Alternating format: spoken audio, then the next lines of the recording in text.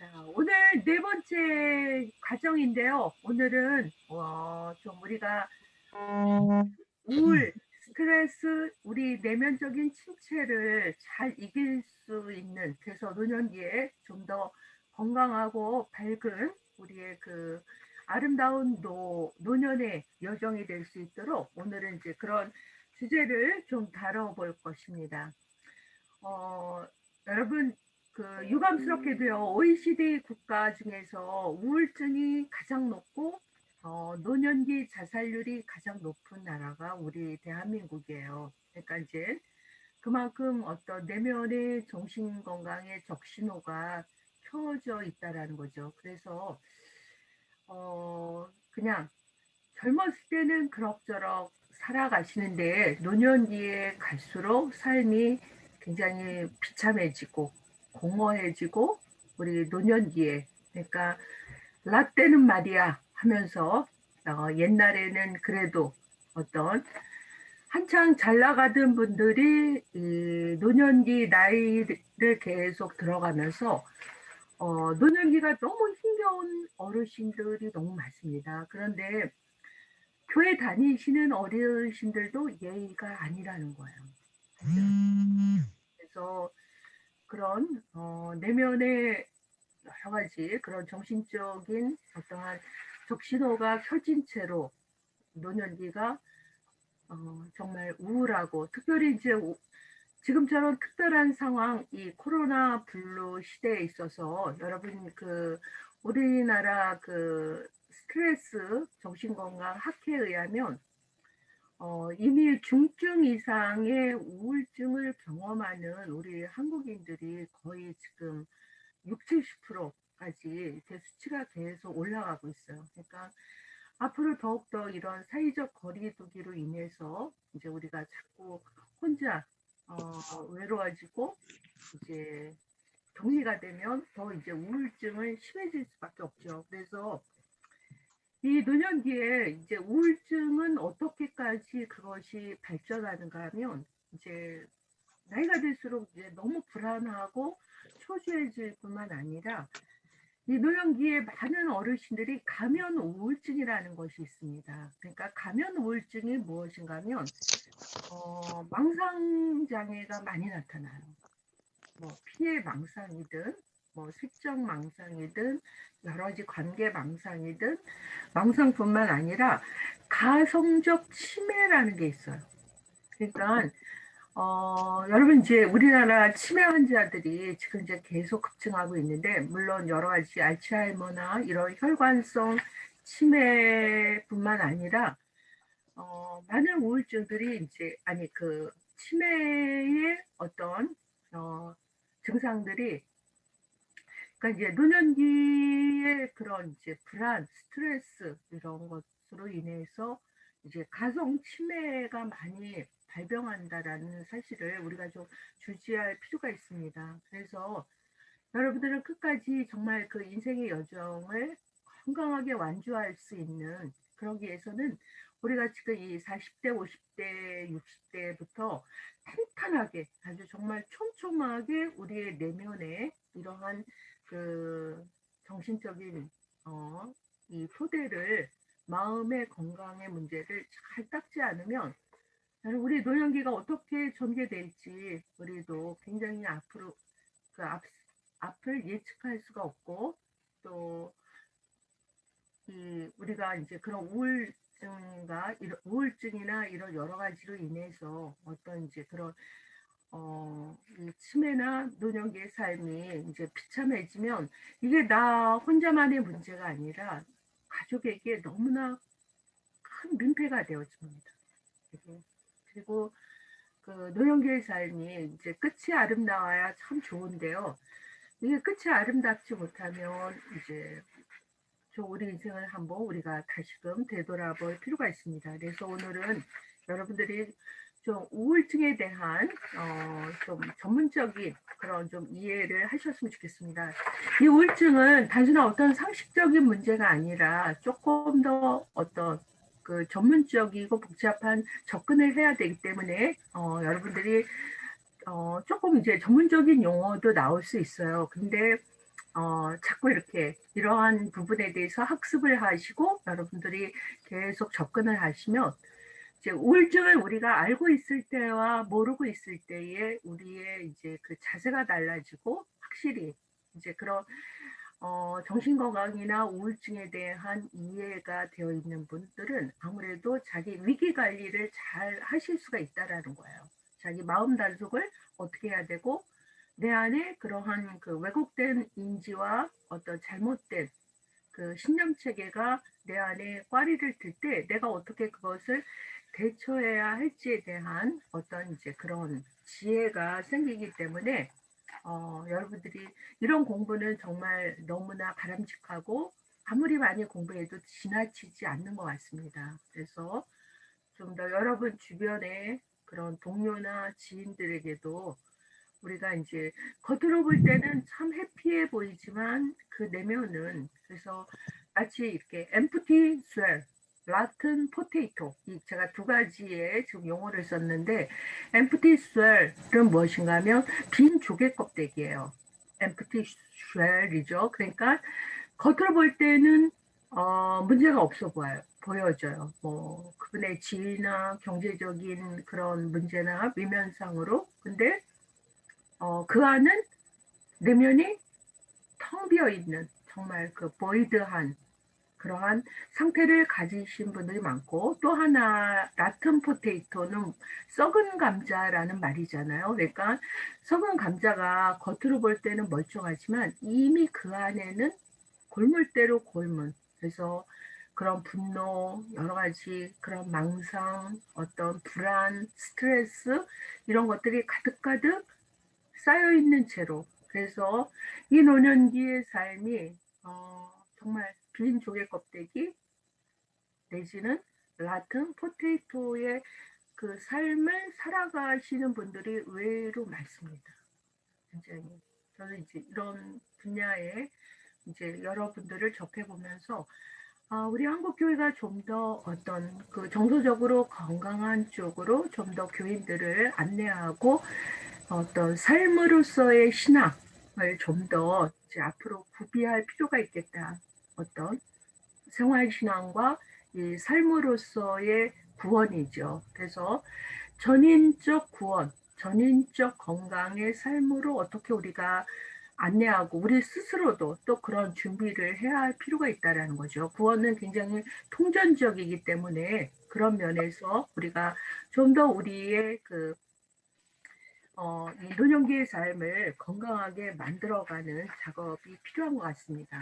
여러분, 우리가 이제 그 기본적으로 이해해야 할 것이 우리가 이제 그 인생의 발달 단계를 이제 되게 8가지 스텝, 그러니까 8단계로 구분을 해요. 이거는 이제 원래 에릭슨이라는 사람의 그 자아 발달 이론에 입각한 것인데 그 이론을 토대로 해서 굉장히 다양한 좀 더 입체적인 그런 인간 발달에 대한 어, 이해를 많은 학자들이 이제 거기에다가 계속 여러 가지를 첨가하고 있죠. 그래서 여러분들이 아마 이제 상식적으로 아는 게 우리가 이제 태어나면 기본적인 신뢰 또 이 불신 이 두 가지로 나누어진다 그러잖아요. 그래서 점차 우리가 이제 인생의 여정을 거쳐가면서 노년기에는 이제 자기가 통합되느냐 아니면 이제 자기 절망의 단계로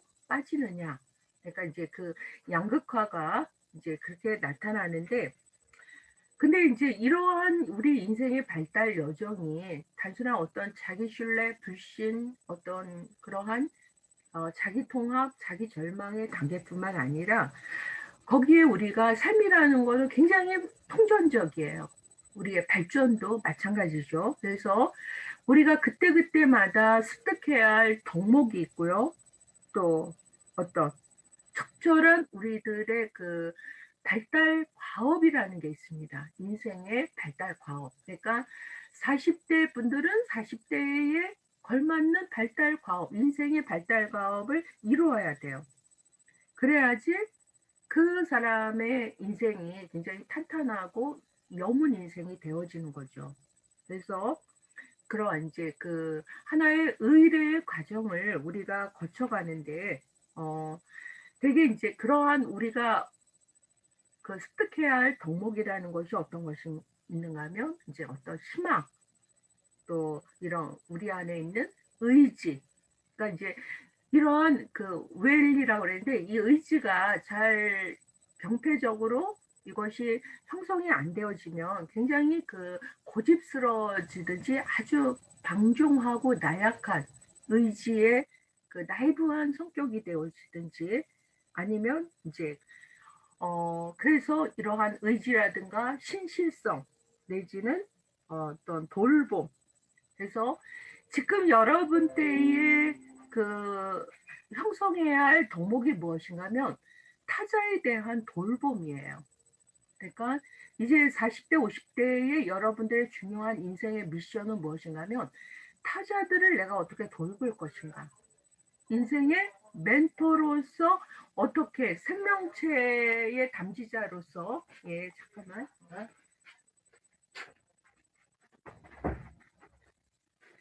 어떻게 그 타자들을 돌봄, 이 돌봄의 미덕을 형성해야만이 노년기에 우리가 이제 정말 지혜로운 어떤 초연하면서 자기 인생의 과업을 잘 이루게 되어지는 거거든요. 근데 이러한 그 인생의 어떤 돌봄이 되어지지 않으면 냉담하고 무관심한 인간이 되어져요. 그래서 중년기에 많은 이 중년기 40대 50대 애들 보면은 냉담해요. 굉장히.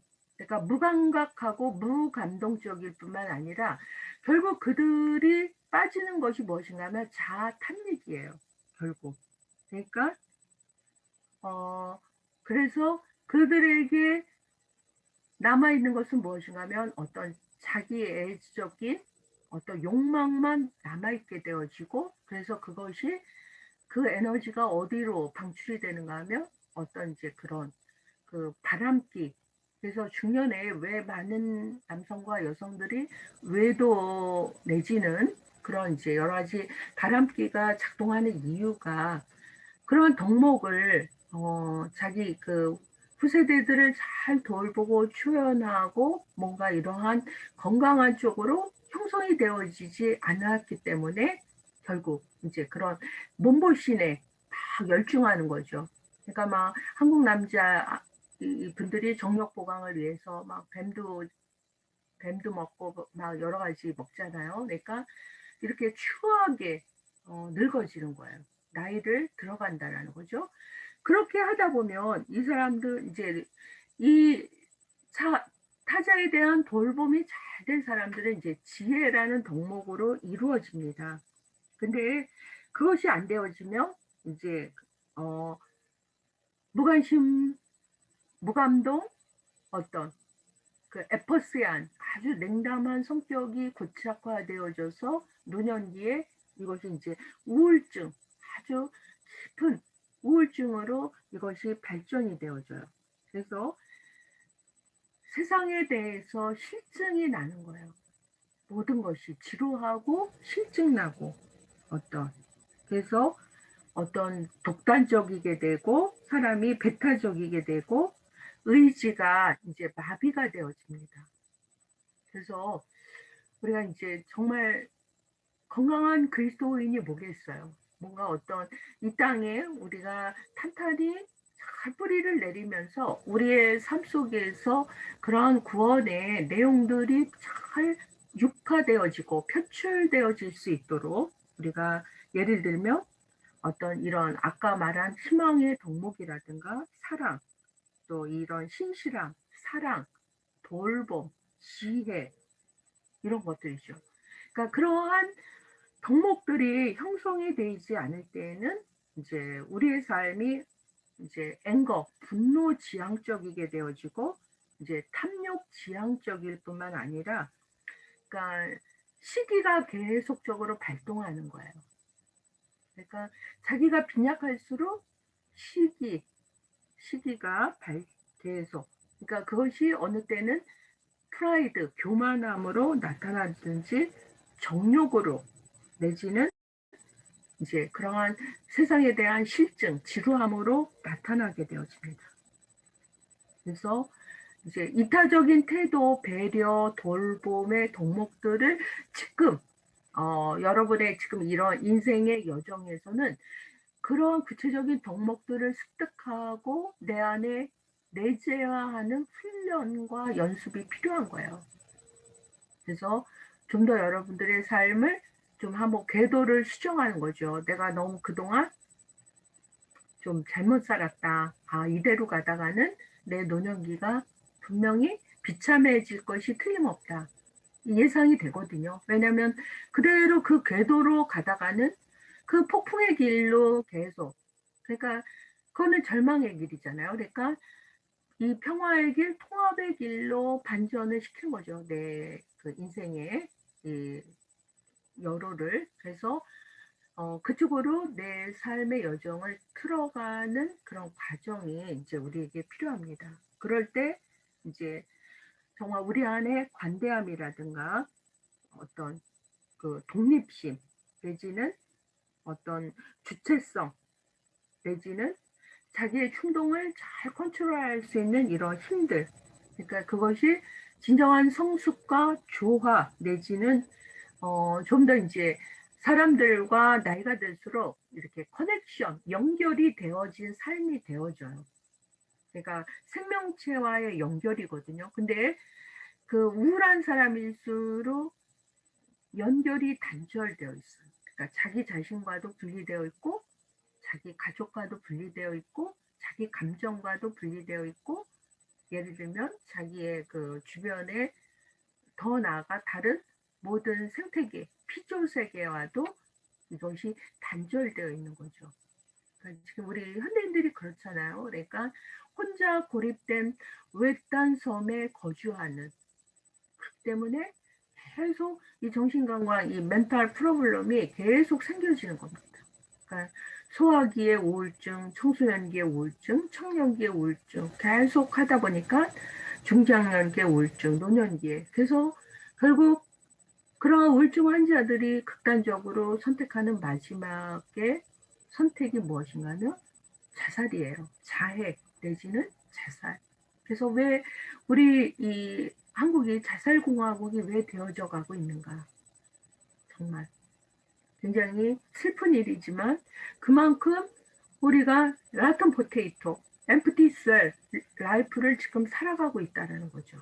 어떤 그래서 좀 더 이제 우리가 인생을 순례하는 순례자로서의 모든 여정마다 건강하게 그래서 오늘 이 줌 안에 들어오신 분은 여러분들의 앞으로의 미션을 내가 생애 안내자로서 그러니까 여러분들의 지금 가장 중차대한 삶의 미션이 무엇인가 하면 삶의 안내자, 삶의 멘토가 되는 거예요. 그러니까 여러분 자녀에게도 마찬가지죠. 그런 독불장군의 부모가 아니라 어떤 강요하고 배타적인 부모가 아니라 이제 청소년기를 지난 여러분들의 자녀는 이제 청년기의 자녀들이잖아요. 그러면 그들에게 내가 이제는 인생의 멘토로서 어떤 돌봄의 배려자로서 이제 큰 바위의 얼굴 어떤 내지는 그런 돌봄의 미덕을 어떻게 잘 이들에게 베풀어 줄 것인가 영적으로나 정서적으로 모든 면에 그래서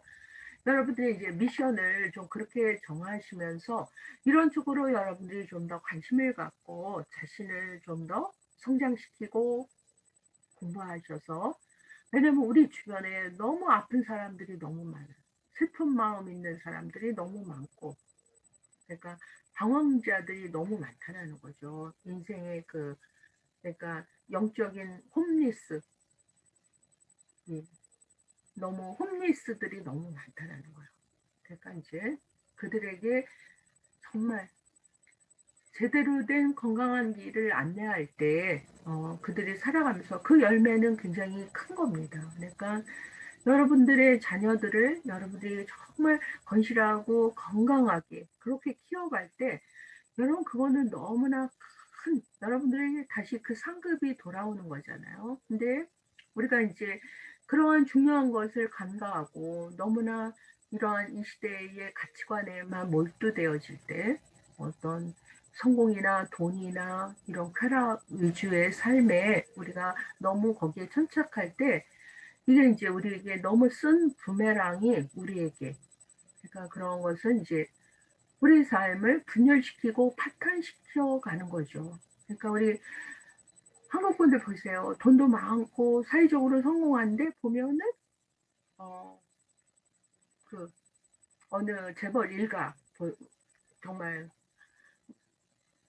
가장 탄탄한 그러한 경제적인 저기 고위에 있지만 결국 그 가족 폭력과 구타로 얼룩져서 결국 자살하는 그런 비참한 말로들을 우리가 보게 되는 것처럼 그래서 이제 우리가 이제 그런 삶을 좀 지양하고 건강한 삶으로 이제 나아가는 과정이 필요합니다. 그래서 이제 우울증, 그러니까 이제 우울한 기분은 누구나 들 수 있어요. 근데 난 지금 우울해. 그래서 우울증으로 그렇게 여러분들이 어, 단정을 하면 안 된다는 겁니다. 자, 그러면 먼저 이제 우울증에 대한 좀 기본적인 이해들을 우리가 좀 하실 필요가 있어요. 자, 여기에 보시면 거기 여러분 갖고 계신 거기 자료에 있죠. 그러니까 이 우울증이라는 것은요. 그러니까 기분 장애 내지는 정신 장애가 이제 나타나는 거예요. 그래서 정서적으로 디프레션, 낙담되어지고 이제 이 마음의 활력을 잃어버리게 되어지는 거죠. 그래서 되게 이제 우울한 기분이 들면 이 우리의 안경이 바뀌어져요. 렌즈가. 그래서 이게 이제 검은색 안경이 되어집니다. 그래서 아름다운 장미를 보더라도 핑크빛이 아니라 블루, 블랙의 장미로 보여지는 거예요. 파란 하늘도 파란 하늘이 아니라 뭔가 검은 하늘이죠. 왜냐하면 내 렌즈가 그렇게 색깔을 입기 때문에 우울한 색깔로 그래서 모든 세상의 것들이 슬퍼 보이고 뭔가 회색빛으로 보여지게 되어지고 모두가 활력을 잃어버린 그런 상태로 돌아갑니다. 그래서 내면적으로는 이제 그 뭔가 활력이 희망이 이제 없어지는 거죠. 그래서 자꾸 감정이 불쾌해 그러니까 상쾌하지 않는 거예요. 그리고 자꾸 피곤해지고 무력감이 생겨지고 염세주의와 이런 허무주의. 그래서 결국 어떤 자포자기 내지는 이제 비관적인 그러한 상태로 점점점 이것이 발전이 되어집니다. 근데 여러분 우울증은 누구나 다 알아요. 신앙이 아무리 좋은 사람일지라도 이제 일시적인 우울증을 앓을 수가 있습니다. 우리가 그 엘리야 같은 경우에는 정말 능력의 선지자잖아요. 그 갈멜산에서 850대에 정말 그 대승리를 이룬 엘리야 같은 경우에도 보면은 그 갈멜산에서 승리를 이루고 나서 그 엘리야의 이제 그 뭐랄까 번아웃 되면서 디프레션 되는 과정이 그 열왕기 상에 보면은 이렇게 그려져 있어요. 그래서 그가 이제 그 승리를 거두었지만 이제 그 도피하면서 이제 막 마음속에 뭔가 막 그 슬프고 패배감이 들어서 나중에 자기 목숨을 거두어 달라고까지 그렇게 얘기를 해요. 어떤. 근데 하나님이 그 로뎀나무 그늘 안에서 그 세미한 음성 중에 엘리야에게 다가가십니다. 그래서 엘리야의 그 잘못된 생각, 그러니까 엘리야가 그때 굉장히 자기 패배적인 생각에 사로잡혀서 그릇된 생각을 하고 있었어요. 뭐라고 했는가 하면 나 혼자밖에 없습니다. 아무도 자기를 도와주는 사람이 없다라는 거예요. 근데 그 하나님께서 그 로뎀나무 그늘 아래서 그 엘리야에게 뭐라고 말씀하시는가 하면 아직도 바알에게 무릎 꿇지 않는 자들이 그죠? 그러니까 그러니까 너 혼자 있는 것이 아니라 아직도 바알에게 무릎 꿇지 않는 그러한 수천의 사람들이 아직도 남아있다. 이것을 상기시켜주고 그다음에 그 까마귀를 통해서 그 심신이 지쳐있는 엘리야에게 이제 먹을 것을 공급하시면서 엘리야가 다시 이제 그 회복되게끔 이제 하시죠. 그러니까 그런 일시적인 침체와 우울을 경험해요. 엘리야도 모세도 마찬가지죠.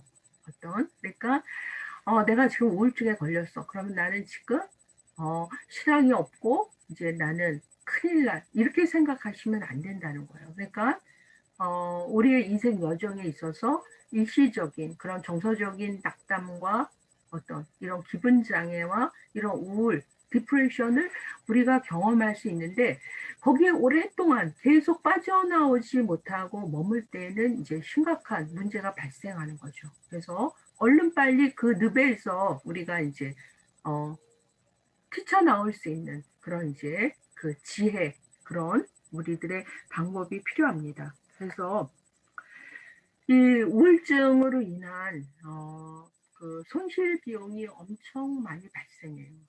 일단 우울증에 걸리면 일단 모든 의욕이 없어지잖아요. 먹기도 싫고 뭐 시도하기도 싫고 뭐 뭔가 남을 만나기도 싫고 그래서 이제 그런 우울증으로 인한 많은 손실들이 이제 계속 발병하면서 이것이 계속 발전되어질 때 이것이 이제 나중에 굉장히 심각한 질병이 되어지고 이제 정신과 치료를 받게 되어지고 약을 이제 약물 치료를 하게 되고 그래서 과정이 굉장히 깊어지는 제가 아는 어느 분은 이 우울증을 너무 젊은 날부터 거의 30년 이상을 앓고 있어요. 그러니까 너무 똑똑한 굉장히 그 해외 유학하거든요. 근데 굉장히 탤런트가 많아요.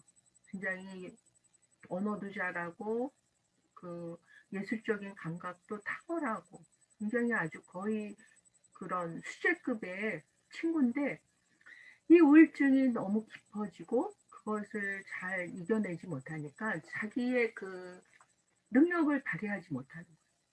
자기 그런 좋은 탤런트, 자기 재능 어떤 그러니까 항상 약을 복용하게 되고 정신과를 치료를 받게 되어지고 고립되어지고 하다 보니까 이게 이제 너무 오랫동안 그래서 그 집안에 너무 많은 이 우울한 그 영향력이 가족들에게도 미쳐지게 되어지고 그러니까 나이가 들수록 계속 이게 계속 진전되어지니까 그래서 우리가 좀 그런 초기부터 이런 초기 우울증부터 잘 이해해서 얼른 그런 우리 안에 있는 그런 병적인 요소들을 빨리 잡아줄 필요가 있습니다. 자 그러면 우울증의 진단 기준이 있어요. 그러니까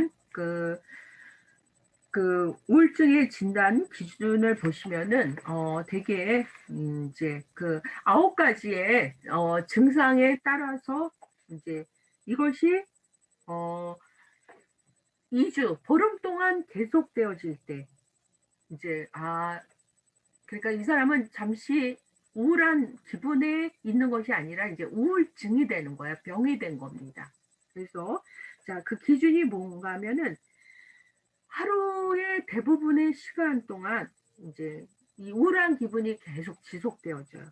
그러니까 너무 슬프고 공허하고 그러니까 내가 보기에도 슬프고 남들이 볼 때도 너무 슬프고 너무 낙담되어져 있는 것이 계속되어지는 겁니다. 그게 첫 번째 진단의 이게 기준이에요.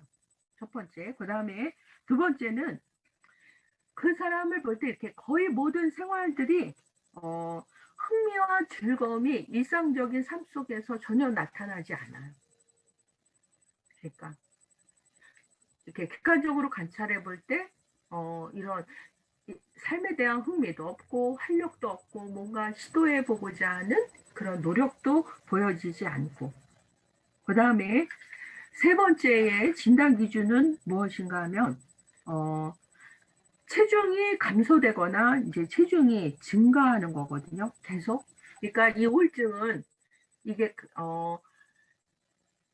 그러니까 여러분 그 거식증하고 그러니까 이제 그러니까 막 폭식하는 게 있고요. 그다음에 이제 음식을 먹지 않는 이 두 가지 형태로 나타나요. 우울증이. 그러니까 이제 우울한 기분이 들면 어떤 사람은 막 이게 먹어대거든요. 뭔가 막 이제 그 화끈한 거, 뭔가 자극적인 거 이런 것들을 이제 막 먹어야지 이제 풀려지는 거예요. 그러니까 한없이 계속 먹어서 이제 몸이 계속 불어나는 경우도 있고 또 어떤 경우에는 이제 음식을 거부해요. 그래서 먹지 않아서 체중이 점점 감소되어지는 그런 경우가 있습니다. 그 다음에 이제 네 번째의 진단 기준은 무엇인가 하면 거의 불면 내지는 수면이 과다. 그러니까 잠을 자지 않거나 아니면 이제 너무 막 잠에 취해 있는 거죠. 그러니까 계속 잠만 자는 경우에 이런 증상이 계속 2주 동안 계속되어지면 지금 이 사람은 이제 단순한 지금 우울 모드가 아니라 우울증으로 지금 이게 발전하고 있는 겁니다. 그 다음에 다섯 번째는 어떤 것이 있는가 하면 잡을 안 서. 그러니까 가만히 있지 못하는 거죠. 막 안절부절 하거나 이제 너무 축 처져 있는 거예요. 너무 다운. 그러니까 저 바텀까지 기분이 완전히 다운되어 있는 상태. 그 다음에 여섯 번째는 극한 피로. 그러니까 활력을 완전히 상실되어진. 그러니까 너무 이제 그 지쳐 있는 그로키 상태가 계속되어져 있는 거죠. 그러니까 단순한 어떤 피곤함이 아니라 그 피곤이 계속 2주 동안 계속되어져요. 그 다음에 일곱 번째 진단 기준은 무엇인가 하면 무가치감 또 부적절한 죄책감을 계속적으로 느끼고 있다라는 겁니다. 그 다음에 사고력 이런 집중력이 이게 감소가 되어져요. 그래서 집중할 수도 없고 뭔가 깊이 생각할 수도 없다라는 거죠. 그리고 이제 계속 반복되는 어떤 죽음, 어떤 자살 시도 내지는 자살하고자 하는 어떤 그 뭐라 그럴까요? 그 자신의 계획이 나타나요. 예를 들면 몰래 수면제를 모은다거나 칼 같은 거 가지고 이렇게 손목을 자해하는 경우도 있고 그러니까 이제 그런 자해의 어떠한 그런 이제 증상들이 나타나는 겁니다. 자, 그런 현상들이 여러 번 보여지면 이 사람은 지금 우울증이에요. 그냥 단순히 지금 기분이 처져 있거나 우울한 상태가 아니라 이제 지금 발병 그러니까 위험한 상태로 지금 가고 있는 거죠. 자, 그러면 되게 이제 우울증에 이러한 그 특징적인 증상들이 있어요. 여러분들이 여러분 스스로도 판단할 뿐만 아니라 여러분 주변에 있는 뭐 가족이나 이제 친구 뭐 이런 여러분들이 서로 단속할 필요가 있죠. 지금 저 사람은 너무 일시적인 우울증이 아니라 계속 우울증으로 발전하고 있구나 이렇게 이제 우리가 생각해 볼 수 있는데 자, 이러한 증상을 어떻게 우리가 이제 그 이해할 수 있는가 하면 그 기분 장애가 나타나요. 그래서 이제 그런 불안감, 초조감, 무기력감, 절망감, 열등감 이런 우유부단 부정적인 사고 이런 염세적인 사고가 표출되는 거예요. 계속. 그 사람의 말, 표정, 행동 이런 것 속에서 자꾸 이런 것들이 나타나죠. 그 다음에 그 우울증을 앓는 사람들의 그 자아상, 그러니까 자기 자신에 대한 셀프 이미지는 어떤가 하면 자존감이 점점점 이렇게 낮아져요. 자존감이. 그래서 자기 자신에 대한 무가치감. 그래서 마치 자신을 아주 그 무가치하게 자신을 아주 형편없는 존재처럼 생각한다라는 거죠. 그러니까 우리가 이 건강한 자존감이 우리에게 필요해요. 왜냐하면 하나님이 만드신 우리는 지극히 존귀한 존재거든요. 그러니까 성경이 우리에게 너는 참 존귀한 자라라고 얘기하고 있거든요. 너는 내 눈에 넣어도 아프지 않을 나의 귀염둥이.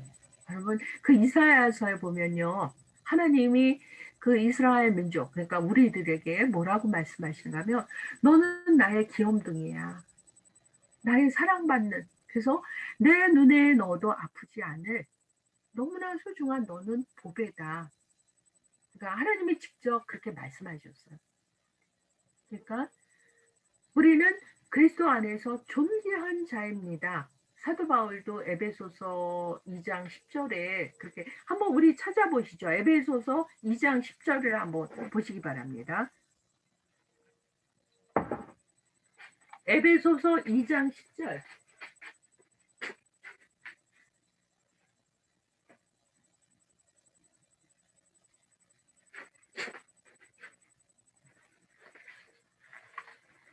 자, 한번 우리 어디가 양인천 장로님 한번 읽어주세요. 에베소서 2장 10절 11절.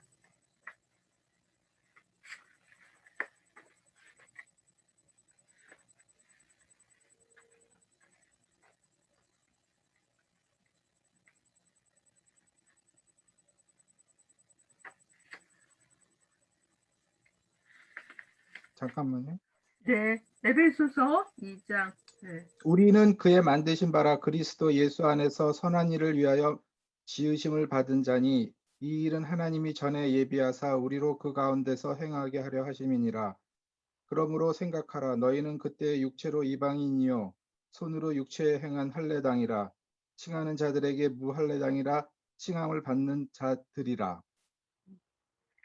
자, 우리는 하나님 안에서 지으심을 받은 선한 존재라는 거예요. 그러니까 VIP죠. Very important person. 그러니까 매우 중요한 우리는 하나님 안에서의 거룩한 자고 존귀한 자이기 때문에 근데 우울증을 앓게 되면 자기 자신에 대해서 비참하게 생각돼요. 아, 나는 이제 실패작이야. 나는 쓸모없어. 나는 하나님께 버림받았나 봐. 예를 들면 나는 무가치야. 어디에도 쓸모없어. 여러분 이거는 마귀가 준 생각입니다. 이거는. 근데 어, 우리가 계속 이제 그러한 자기 패배적인 생각에 굉장히 이렇게 빠질 때가 있어요. 그러니까 하나님 안에서 하나님이 보시는 나가 진정한 나인데 세상이 보는 나, 내지는 왜곡된 내가 생각하는 나, 내지는 마귀가 우리에게 저기 강요하는 그 나가 마치 자기인 것처럼 착각을 해요. 여러분 그거를 우리가 방어해야 한다라는 거예요. 그러니까 하나님이 보시는 나가 나예요. 이게 진정한 나죠. 그러니까 나는 사랑받는 자예요. 존귀한 자고 그리스도 안에서 어떤 가능성을 가진 자이고 어떤 하나님께서 계속 정말 우리를 계속해 만들어가는 하나님 안에서의 걸작이잖아요. 우리들은 정말 아름다운 작품이라는 거죠. 그래서 그것을 잃어버릴 때 이제 우리는 이제 그 자기 자존감이 점점점 낮아지게 되어지죠. 그리고 이러한 이제 우울증을 앓는 사람들의 대인 관계를 보면 이제 인간관계에서 점점점 사회적 거리두기 내지는 점점점 철수가 되어지는 거예요. 그래서 이제 고립되어져 가는 거죠. 그래서 자기 소외, 자기 고립에 빠집니다. 그러니까 스스로 자기가 고립에 빠지게 되어지죠.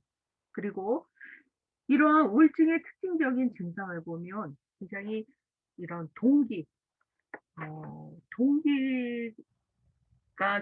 이게 주어지지 않아요. 그러니까 작동이 안 된다는 거예요. 그리고 어, 이런 사람들은 이제 신체적으로도 자꾸 불편한 증상들이 나타날 수밖에 없어요. 그러니까 체력은 감퇴되어지고 잠을 못 자니까 어떤 불면증으로 인한 여러 가지 이제 그 밤에 잠을 자지 못하면 이제 과다한 호르몬이 이제 계속 방출되어져서 그게 이제 뭐 피부도 거칠어지고 뭐 여러 가지 그러한 그 불편한 증상들이 나타나잖아요. 그러니까 만성적인 피로 이런 것들이 나타나는 거예요. 어떤 그다음에 정서적으로 어떤 그 공허감 내지는 이제 일상적인 삶에 대한 관심이 점점 멀어질 뿐만 아니라 이제 사고가 우리의 인지 자체가 점점점 부정적으로 변화되어집니다. 그래서 그 우울증에 왜 사람들이 우울증에 깊이 빠지는가 하면 이 사고가 왜곡되어져요. 자꾸 자기 패배적인 생각, 그러니까 자기 이 핵심적인 신념이 자꾸 왜곡되어져 가는 거예요. 그러니까 이 사고를 바꿔야 되는데 이 우울증에 걸린 사람은 모든 것을 부정적으로 보게 되어져요. 그래서 이 부정적인 사고방식이 나타나는데 먼저 자기 자신에 대한 부정적인 사고가 형성되어집니다. 그래서 자꾸 자기의 결점만 보이는 거예요. 나는 결점투성이, 나는 부적절하고 무가치하고 이거를 자꾸 첫 번째가 자기 자신에 대한 부정적인 생각, 두 번째가 타인과 세상에 대한 부정적인 생각입니다. 어떤 그러니까 세상이 나를 버렸어 내지는 내가 조금만 실수하면 세상 사람들은 나를 미워할 거야. 나의 실수를 두고두고 기억할 거야. 그래서 나를 계속 거부할 거야. 이렇게 생각한다라는 거예요. 그래서 그 다음에 미래에 대한 부정적인 사고가 계속 발병을 하게 되어집니다. 그래서 현재 속한 나의 이 어려움, 이 실패가 호전되지 않고 영구적으로 계속될 거야. 이렇게 잘못 생각해요. 그러니까 부정적인 사고의 삼재, 이 세 가지의 사고가 계속 반복적으로 악순환이 되어지는 거예요. 나도 잘못했고 세상도 그리고 앞으로의 나의 앞길도 미래도 되게 그러니까 계속 우울할 수밖에 없고 힘들 수밖에 없어요. 그래서 그 젊은 이들 가운데 우울증에 걸린 사람들 보면 이제 뭔가 시도해 보려고 하지를 않아.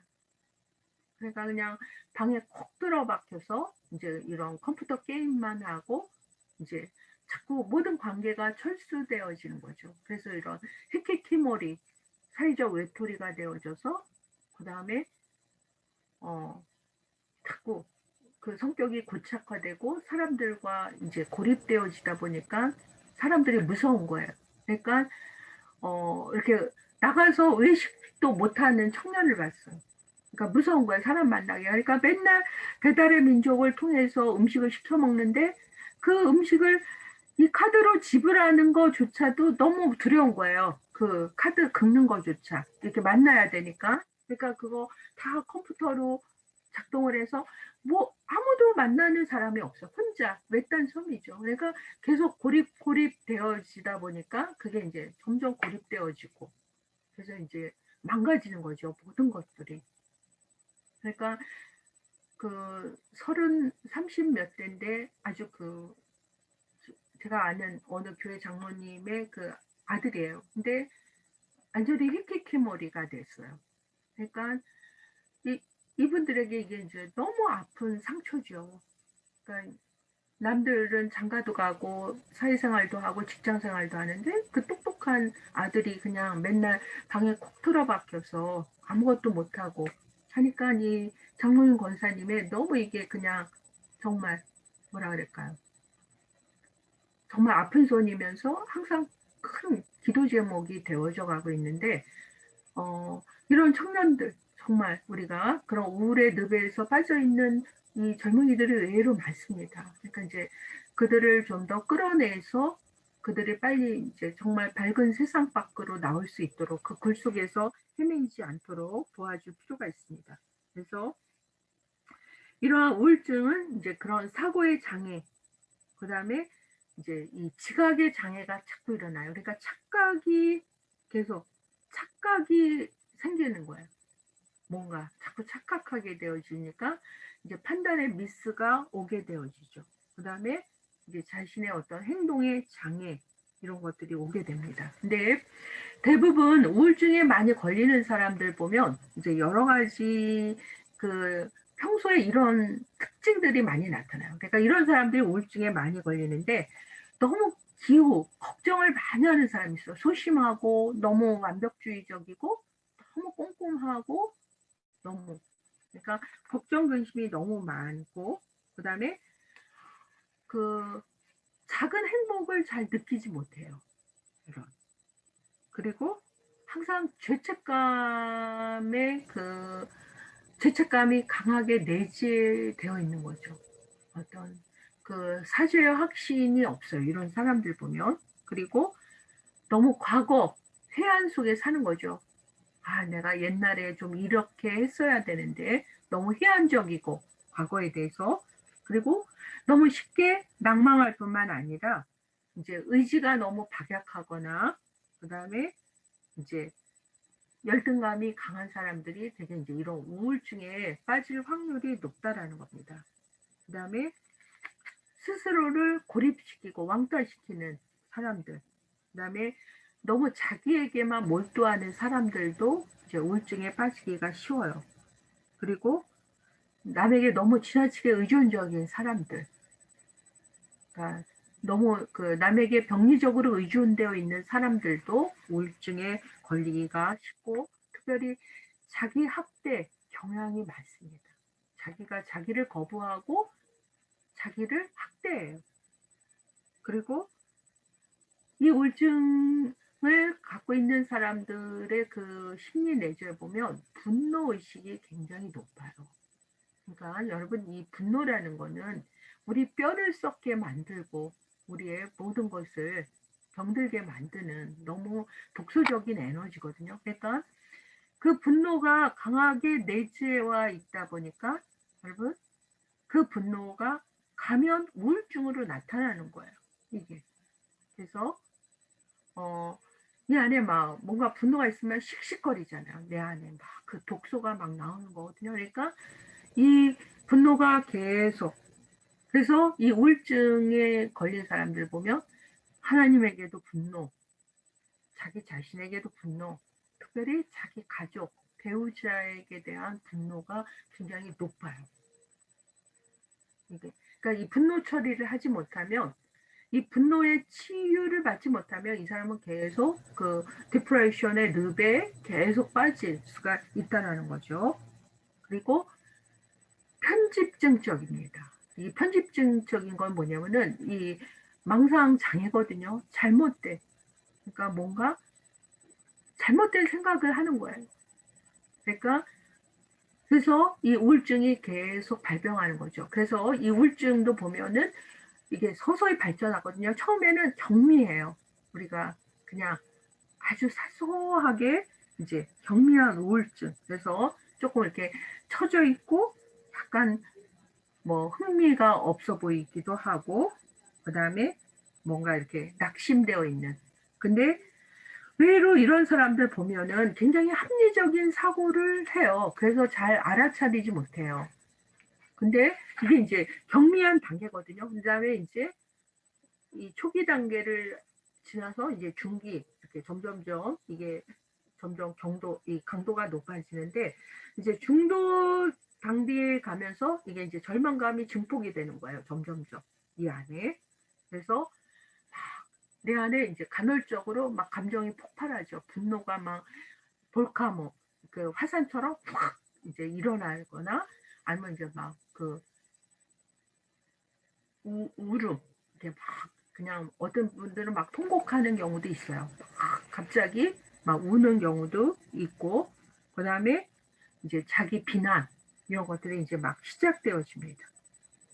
그리고 이때 이제 이 우울증은요, 그러니까 우리 영적인 생활에도 이 굉장히 영향을 많이 미쳐요. 그러니까 이제 우울한 기분이 들면 교회 가기 싫은 거죠. 기도하기도 싫고, 뭐 성도님들 만나기도 너무 싫고, 귀찮고, 점점 귀찮아지고, 뭔가 그러니까 걸려오는 전화도 받지도 않고, 막 이제 쌀쌀하게 되어지고, 점점점 이제 그리고 하나님께도 마찬가지예요. 하나님과 이제 점점, 그러니까 하나님께 대한 점점 섭한 기분, 혹시 느껴보셨나요?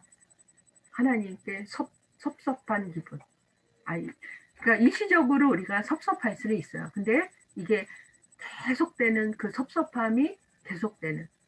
그래서 이제 그게 하나님께 대한 분노. 처음에는 섭섭하죠. 왜 하나님 나를 뭐 왜 차별하시는 거야? 왜 나한테는 이렇게 박하게 대하시지? 왜 남들은 저렇게 관대하게 해주시면서 왜 나에게는 하면서 계속 그런 섭한 기분이 들면서 이제 이게 하나님에 대한 분노, 그다음에 이게 이제 냉담으로 발전합니다. 그러니까 이제 하나님하고 거리두기가 되는 거죠. 뭔가 이게 이제 중도의 지금 우울증이 지금 이렇게 발전하고 있는 거예요. 이게 좀 심각한 상태로 이제 점점점 올라갑니다. 그러면 이제 점점 극도의 슬픔의 감정, 점점 기분은 처지고, 그 다음에 침울해지고, 이제 더 심한 자기 비난과 죄책감과 자기 연민, 그 다음에 이제 잠을 제대로 잘 수가 없는 거죠. 이게 계속적으로. 그리고 이제 환경 적응이 잘 되어지지 않습니다. 그래서 이제 자살에 대한 생각이 싹트기 시작되어져. 뭔가. 그리고 계속 불면증 증세가 계속 지속되어지고, 이제 신체적인 질병들이 이제 발병이 되어지면서,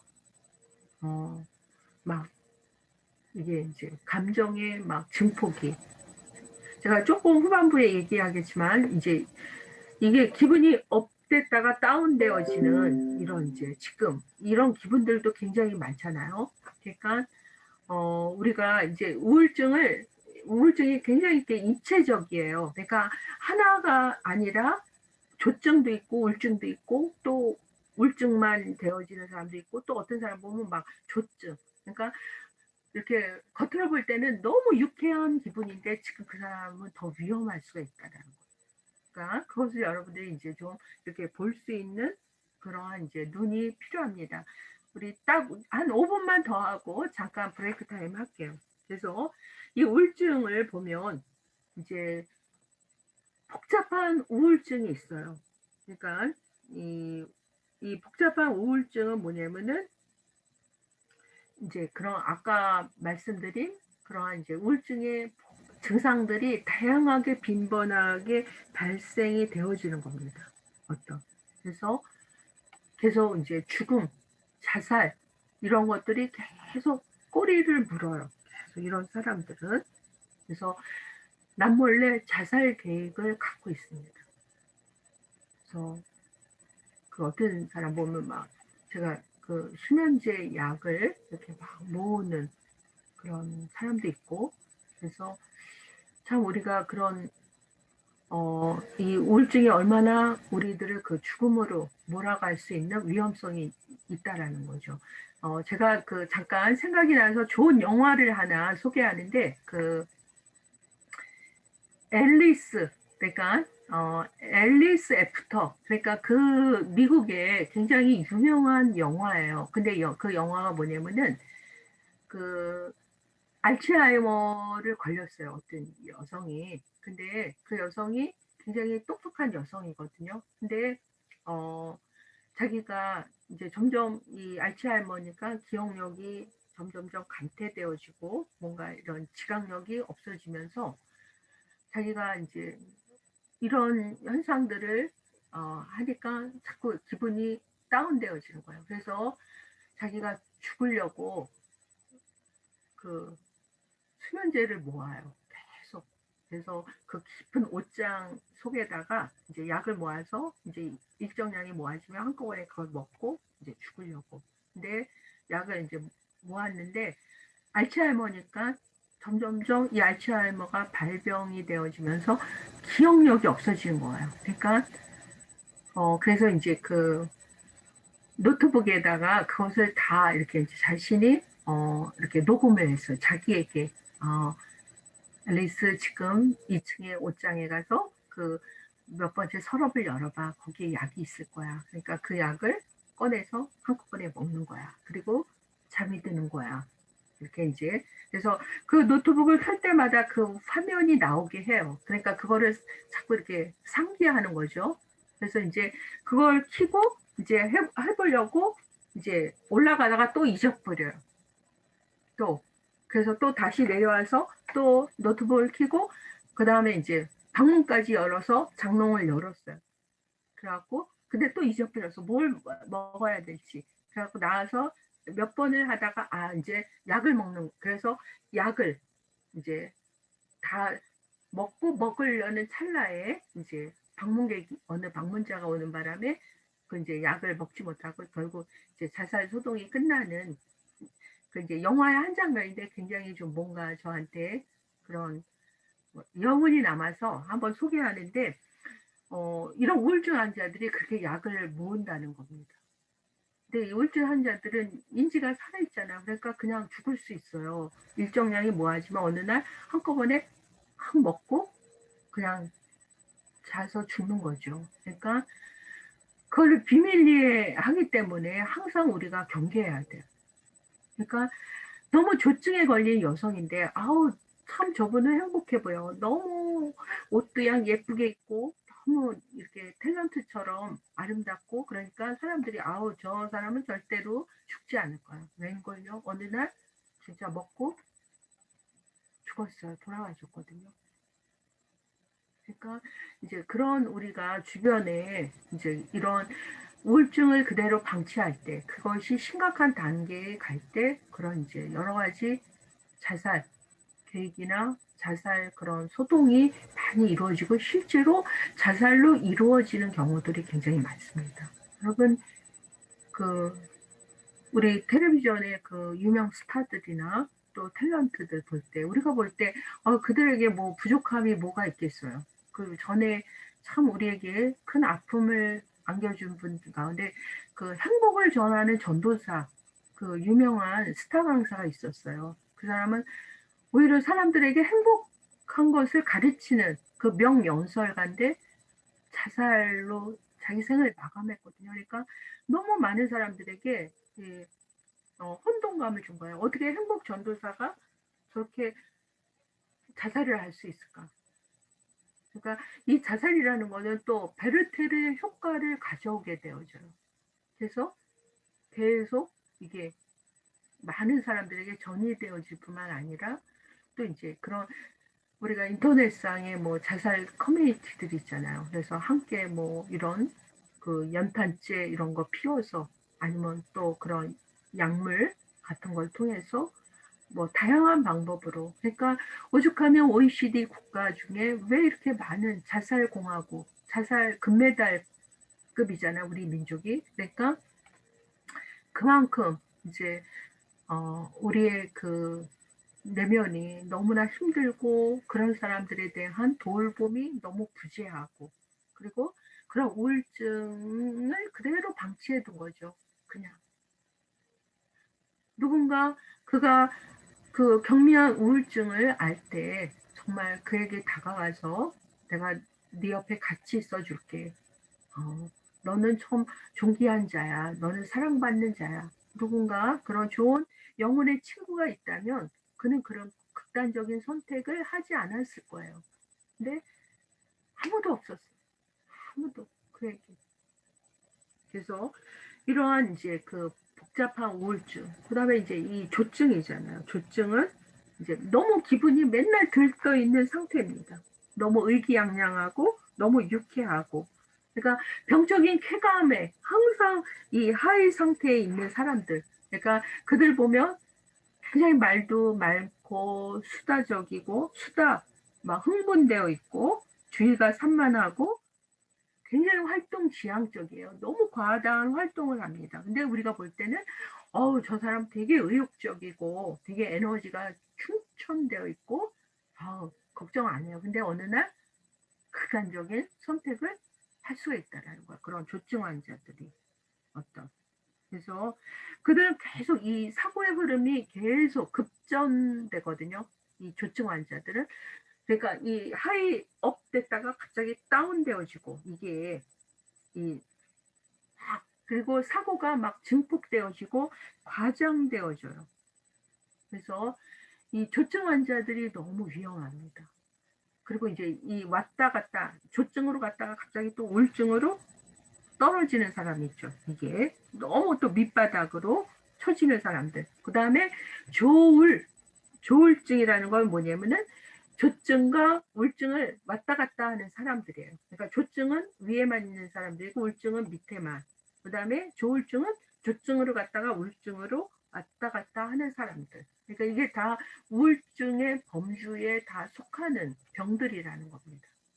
그러니까 여러분들이 조증 환자도 주목의 대상이고 우울증 환자도 주목의 대상이고 이런 복잡한 우울증 또 이런 또 조울병 또 정신적인 우울증 그러니까 또 정신적으로 완전히 망가져서 이제 그 우울증의 증세를 겪고 있는 사람들 뭐 이런 분들을 좀 더 우리가 이제 주목할 필요가 있죠.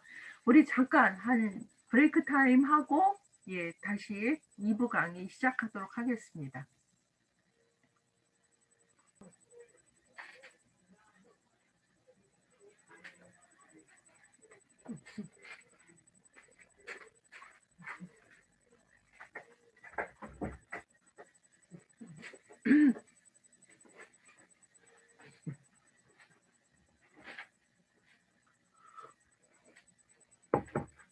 자, 시작하겠습니다.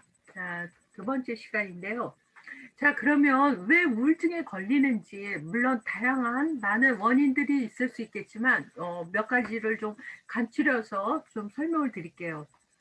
자, 왜 우울증에 걸리는가 하면, 생리적인 요인이 있을 수 있죠. 생리적 요인이라는 건 무엇인가 하면, 이제 수면이 너무 부족하거나, 또 신체적인 어떤 질병, 그러니까 너무 지쳐 있거나, 또 예를 들면 또 이런 신경화학적인 어떤 기능이 부전되어 때, 또 우리의 호르몬이 불균형할 때, 또 뇌가 이제 손상되어 있거나 또 이런 분비 장애 이런 것으로 인해서 신체적으로 어떤 우울증을 가져올 수 있어요. 근데 그거는 이제 일시적이고 어떤 약 처방으로 인해서 그거는 이제 뭐 호르몬이나 이런 것들은 이제 잡을 수 있죠. 근데 대부분 이제 그러한 생리적인 요인보다는 다른 요인들에 의해서 이 우울증이 더 많이 증폭되어지고 더 다양해진다라는 겁니다. 그래서 이제 그 어떤 원인이 있을 수 있는가 하면 이제 너무 부정적인 거예요. 자기 자신에 대해서.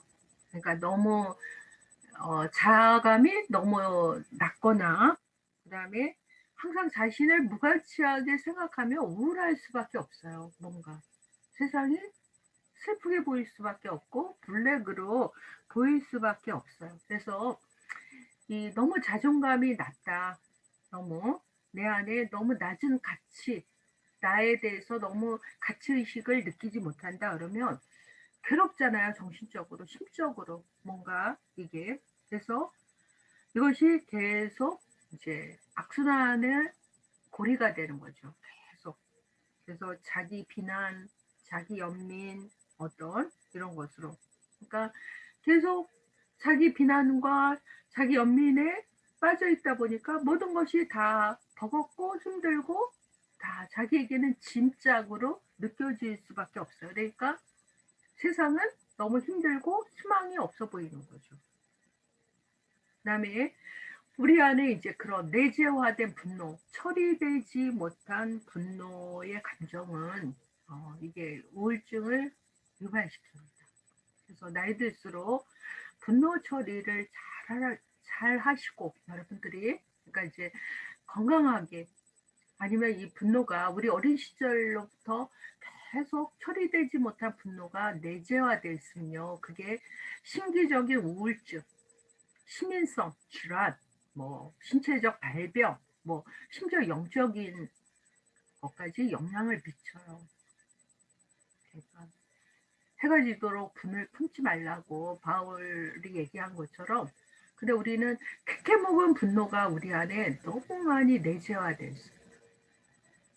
10년 전 분노, 뭐 20년 더 거슬러 올라가서 이 분노가 계속, 그러니까 그게 우리 안에 쓴뿌리가 돼서 이제 들쑥날쑥 막 여기저기 찔러대는 거죠. 이 분노가.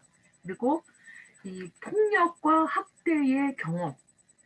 야, 내가 너무 어뷰즈 당한 경험이 많다. 너무 유기당하고, 너무 학대당하고, 너무 내버려지고, 너무 그런 것들이 이제 우리 안에 이제 부정적인 행동을 유발하는 요인이 됩니다. 그래서 여러분들이 우리가 형제에 대해서 미련하다 하는 자는 공의에 잡히게 될 것이고 나가라 하는 자는 이제 그 연자맷돌을 메고 바닷물에 떨어지는 것이 더 낫다. 지옥불에 떨어진다고 주님께서 강력한 경고를 하셨는데 나가라는 게 뭐냐면은 바보, 푼수 이런 말이에요. 그러니까 우리가 볼 때는 그냥 우리가 어떻게 일상적으로 하잖아요. 우리 가까운 뭐 저기들에게. 근데 그게 여러분 남에게는 무시무시한 흉기가 되어집니다. 그러니까 이 입술의 30초가 가슴에 30년이 되어져 가는.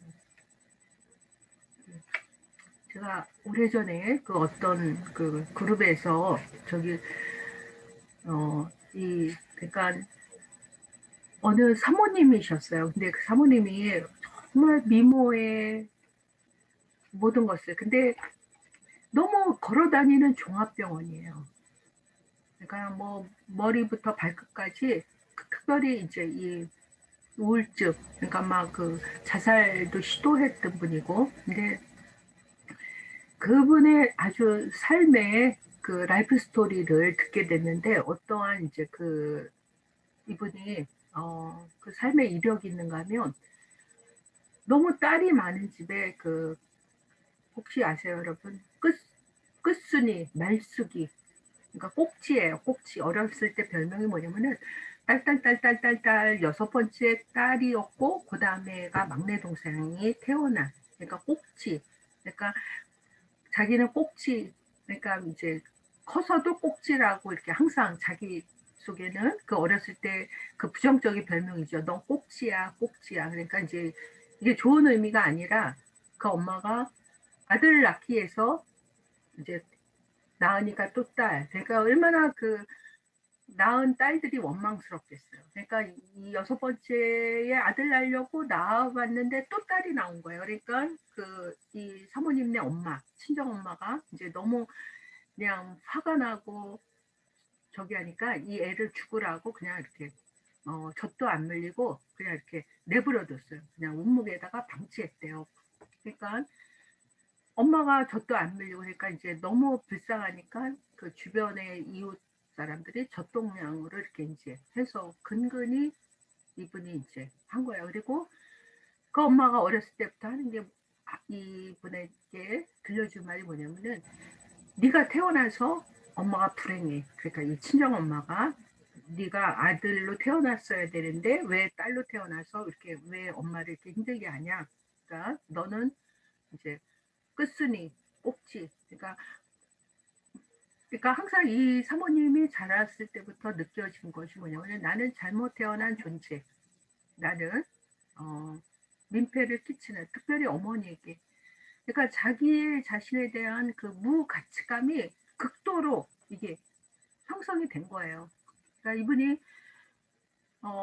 고등학교 시절에 이제 너무 자기 삶이 버겁고 힘드니까 친구를 따라서 이제 교회를 가게 돼서 이제 주님을 만났어요. 그래서 이제 그런 슬픔의 늪에서 이제 막 자기가 나오려고 이제 신앙으로 버텨가면서 하면서 이렇게 이제 신앙을 갖게 되고 그래서 이제 목회자와 결혼을 했는데 간혹 이제 그 어린 시절에 그 학대받았던 그 경험, 분노가 이게 치솟고 나오는 거예요. 그럼 이분이 감정의 홍수 상태에 빠져요. 그러니까 자기 컨트롤이 안 되는 거예요. 그 어린 시절에 그게 막 폭발적으로 그 분노와 학대의 경험이 그러면 기운이 쫙 빠지면서 앞이 캄캄해지면서 이렇게 블랙홀로 빠지는 느낌. 그러니까 아, 나는 잘못 태어난 존재. 나는 무가치한 나는. 그래서 사람들에게 별로 유익이 되지는 못한 존재. 그러니까 그분이 신앙적으로 그걸 극복해 보려고 하는데 너무 그 어린 시절에 그러니까 그 얼마나 그 자기 친어머니로부터 그 박탈의 경험, 유기의 경험, 그러니까 젖도 안 물린 거예요. 죽으라고 이렇게. 그리고 그 20년을 넘게 그 얼마나 이 왜곡된 말을 많이 했겠어요. 친정 엄마가. 그러니까 너 때문에 내가 불행이 됐어. 네가 아들이었으면 좋았을 걸. 뭐 이런 말들이 한두 번도 아니고. 그러니까 이분이 자기 스스로 자기가 이제 그런 자기 무력감, 자기 실패감에 빠진 거죠. 그 학대의 경험.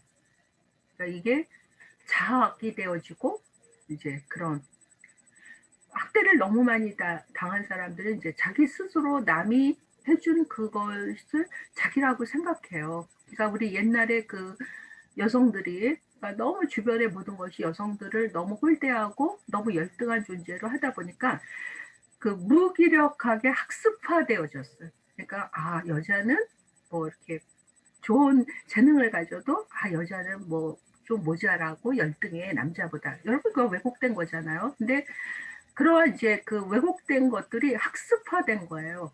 이게 자기 안에. 그러니까 이제 뭔가를 시도해 보려고 이게 잘 안 되는 거죠. 그 날개를 좀 펴보려고 그러면 아, 이게 항상 접혀져 있고 나는 실패자고.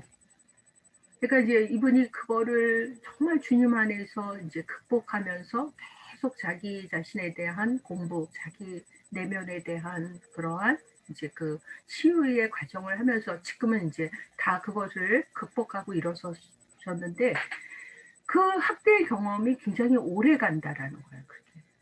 그래서 이게 이제 그런 우울증 이런 것을 야기시킬 수 있는 요인이 되어질 수 있습니다. 그다음에 우리가 친밀감이 부족해도 우울해져요. 그러니까 왜 우리가 사회적인 동물이잖아요. 그러니까 왜 지금 코로나 이 블루가 왜 우리들을 우울증으로 이 한국 사람들을 너무 많이 우울하게 하고 우울증의 그 지금 이 심각한 왜냐면 지금 5인 이상 모일 수도 없고 이게 뭔가 코이노니아를 할 수가 없어요. 그러니까 주변에 다 들려오는 하소연이 뭐냐면 아우 이대로 조금만 더 몇 달만 되면 미쳐버릴 것 같아요. 아우 죽겠어요. 막 이런 분들이 막 이제 전화하면서 그러거든요. 아우 너무 힘들어요. 이렇게 이 코로나 이것 때문에 아주 자기 삶이 엉망진창이 되어지고 근데 우리 지금 다 느끼는 그러니까 빨리 코로나가 종식되지 않으면 코로나 때문에 죽는 게 아니라 우리가 너무 고립되고 너무나 우울해서 죽는 거야. 너무나 이게 그래서 이 타인감의 친밀감의 부족 특별히 이제 그게 하나님과의 친밀감의 부족도 우울증의 요인이 될 수 있고 그 다음에 이제 잘못된 신념 억압된 상처 그 다음에 이런 삶의 스트레스 이런 것들이 이제 우울증을 유발시킵니다. 그래서 이제 그런 삶의 정황들 예를 들면 뭐 가까운 친구가 죽었거나 급작스러운 또 재정적으로 너무 파산을 경험했거나 또 예를 들면 가정의 뭐 문제가 부부간의 문제가 발생했거나 그다음에 어떤 뭐 여러 가지 실직 뭐 이런 것들이 우울증을 유발할 수 있죠. 어떤 근데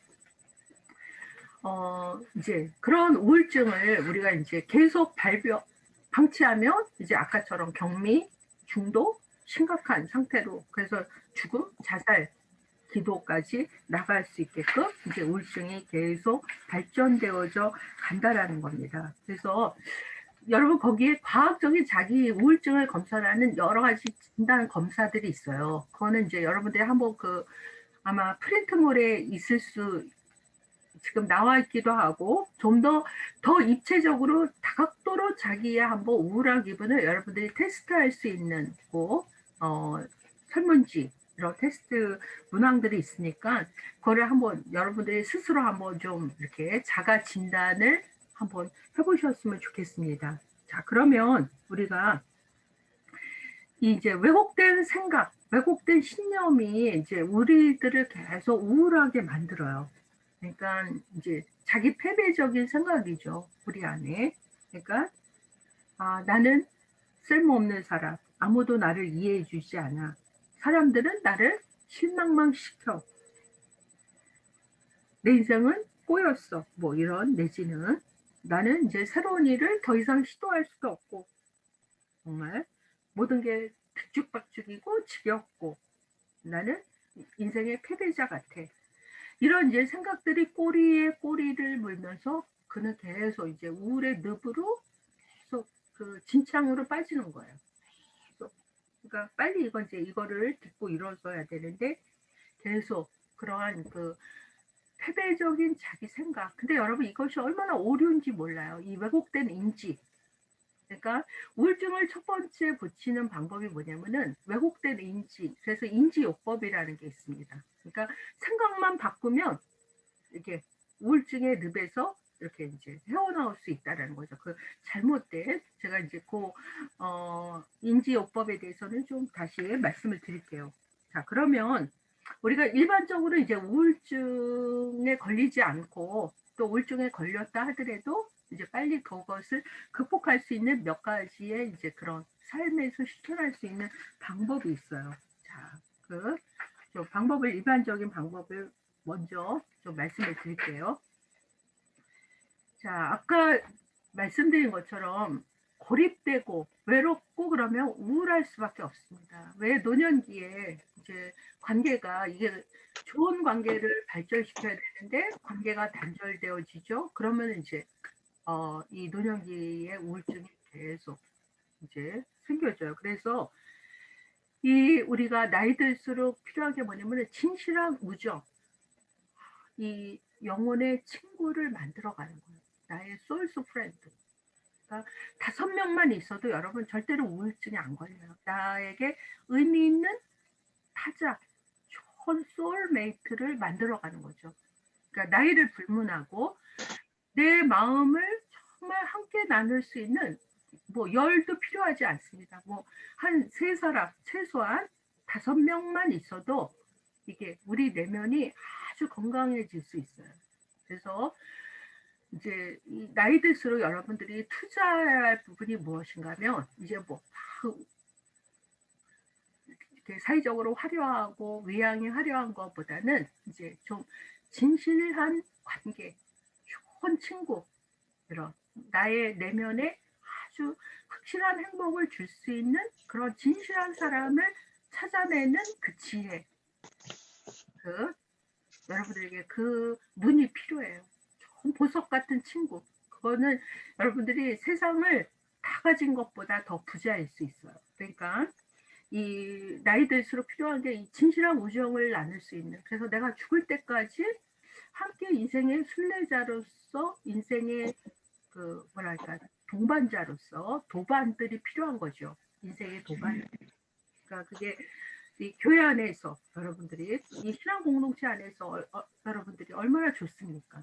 많은 부분을 공유할 수 있잖아요. 그 다음에 그래서 이제 거기서 어떤 이 코이노니아를 통해서 우리가 영적으로 또 정신적으로 또 이 경제적으로 그러면은 지금 너무 세상살이가 힘들어요. 너무 척박하고 더 경쟁, 무한 경쟁에 그러니까 더 고립되고 우리를 더 푸시하는 이런 지금 시대의 문화 속에서 이제 우리 그리스도인들은 정말 지혜로운 방법이 필요한 거예요. 그러니까 좀 그런 영적인 하이딩 플레이스, 그러니까 영적인 피난처 같은 그러니까 교회가 그러한 좋은 영적인 피난처 역할을 해줘서 서로가 무너지지 않도록 이런 우울의 늪에 빠지지 않도록 서로가 지지하고 좋은 도반이 되어주고 서로 격려해주고 그러면 빨리빨리 극복할 수가 있다라는 겁니다. 자, 그 다음에 중요한 거는 완벽한 사람은 하나도 없어요. 세상에. 우리가 저 사람은 정말 문제가 없겠지. 참 행복하겠지. 근데 상처 없는 새가 하나도 없어요. 모두가 상처가 있고 아픔이 있어요. 그러니까 그러니까 너무 타인에 대한 여러분들이 선망을 가질 필요가 없다라는 거예요. 저 사람은 부자고 뭐 사회적으로도 모든 면에 그러니까 별거 아닙니다. 그 속에 아까 제가 말했죠. 두 가지 엠프티, 쉘, 그다음에 라튼 포테이토일 수 있다라는 거예요. 빈 조개 껍데기든지 썩은 감자일 수 있다라는 거예요. 그러니까 그냥 선망할 필요가 없다라는 거예요. 그냥 우리가 하나님 안에서 요즘 뭐 소확행 하잖아요. 소소하지만 확실한 행복을 추구하는 너무 지혜로운 방법이에요. 뭐 저런 재벌 일가 하나도 안 부러. 옛날에 저희 교회 어떤 분이 자기는 절대로 이건희 안 부러워한다고 삼성 일가 다 이건희 맨날 병치레하고 저기 하는 거 하나도 부럽지 않다고 자기는 그냥 찬물에 이렇게 밥 먹어도 건강할 수 있고 좋은 친구들 있고 더 이건희 씨보다 더 행복하다고 막 그 자신만만해 하던 분이 생각나는데 여러분 그렇습니다 우리가 그러니까 그러한 이제 그 좋은 그 코이노니아를 나눌 수 있는 그런 친구 그리고 완벽한 사람은 하나도 없다라는 거죠. 그 다음에 희망을 기억해야 돼요. 희망. 그러니까 하나님이 계시는 한 우리 주변에 계시는 한 희망은 항상 있습니다. 악을 골짜기는 희망의 문이 되는 거예요. 괴로움의 골짜기를 희망의 문으로 바꿔주시는 정말. 그래서 포기, 절망, 체념할 필요가 없다라는 거예요. 포기는 배추 포기를 셀 때 쓰는 단어잖아요. 포기. 그러니까 그냥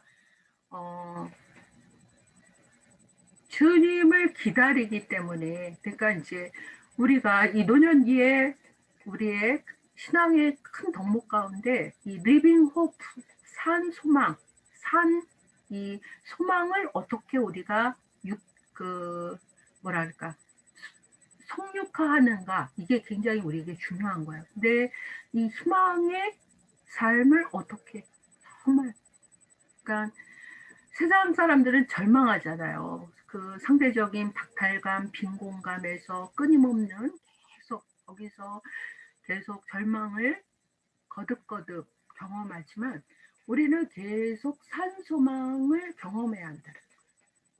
그러니까 주님은 희망으로 다가오시는 존재이기 때문에 그래서 이 희망이라는 게 얼마나 우리에게 소중한 자산인지 모릅니다. 그러니까 그러한 이제 그 희망을 기억하는 거죠. 이런 삶의 극한 상황 속에서도 지금 만일 여러분의 삶이 경제적으로 너무 바닥이다. 너무 모든 것이 좌우로 다 우겨쌈을 당한 것 같다. 너무 힘들다. 너무나 특별히 코로나의 이 전국 속에서 모두가 절망을 느끼고 정말 그런 한숨과 포기로 살아갈 때 우리는 다시 희망을 기억하면서 그러니까 하나님의 역사하심, 하나님의 손길을 기억하는 이게 우리가 공동체적으로 기억할 필요가 있다라는 거예요. 개인적으로뿐만 아니라 함께. 그래서 그 의미, 희망 이게 이제 노년기의 가장 중요한 자산이거든요. 그러니까 여러분 그 홀로코스트 보시면은 그 유대인들이 정말 그 엄청나게 600만이 그 나치에 의해서 거의 그냥 홀로코스트잖아요. 그때 아마 우리가 그런 홀로코스트를 경험했다면 하나님은 어디 계시지? 우리가 이렇게 신음할 때 이렇게 가스실로 잡혀갈 때 우리가 죄 없이 이렇게 할 때 하나님은 도대체 어디 계시는 거야? 이렇게 막 하나님에 대해서 저항하고 할 수 있어. 물론 정직한 적이죠. 근데 그 어느 라피가 쓴 책에 보면은 그가 이제 그 홀로코스트를 경험하면서 그 이제 거기에 죽어가는 그 라피의 주머니에서 그러니까 이제 그 탈무드 한 편하고 거기에 어떤 상황이든지 하나님 안에서 삶을 긍정하라라는 이제 그 아마 유대인들의 그 삶의 경험과 같은 그거를 발견을 했대요. 그 홀로코스트의 그 무덤 속에서. 근데 그 랍비가 그 홀로코스트 경험을 하면서 계속, 그러니까 지금 햇빛이 안 보여요. 구름 속에. 근데 반드시 그 구름 꼭대기로 올라가면 햇볕은 있다라는 거죠. 그러니까 하나님이 지금 가스실에서 지금 유대인들이, 하나님의 이 선민들이 죽어가고 있지만 하나님 같이 이들의 그 아픔을 같이 보시고 같이 지금 돌보고 계시고, 그래서 어떤 상황이든지 너희의 삶을 긍정하라. 그 랍비가 그 수감자들에게 얘기를 했다라는 거죠. 그 홀로코스트에 있는 그 감옥에 갇혀 있는 사람들에게. 그래서 그가 어떤 말을 했는가 하면 Why should we live? 그러니까 우리가 왜 살아야 하는가? 이거를 아는 사람은 how to live, 어떻게 살아야 할지를 안다라는 거예요. 그러니까 희망이라는 게 우리 살아야 할 이유잖아요. 그러면 우리가 how to live, 어떻게 살아야 할지, 우리가 좌절하지 않고 삶을 엉망진창으로 사는 게 아니라 지금 아무것도 안 보여요. 그러나 모래바디에 나무를 하나 심는 거죠. 지구에 종말이 오더라도 사과나무 하나를 심을 수 있는 그 믿음으로 살아가는. 그래서 이러한 이제 그 희망이 이제 우리의 이 노년기의 우울증을 이겨갈 수 있다라는 거죠. 그리고 좀 더 이제 긍정적이고 낙관적인 이러한 생각이에요.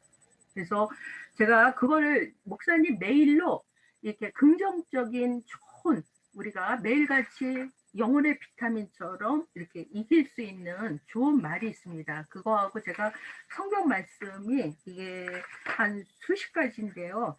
한 50개.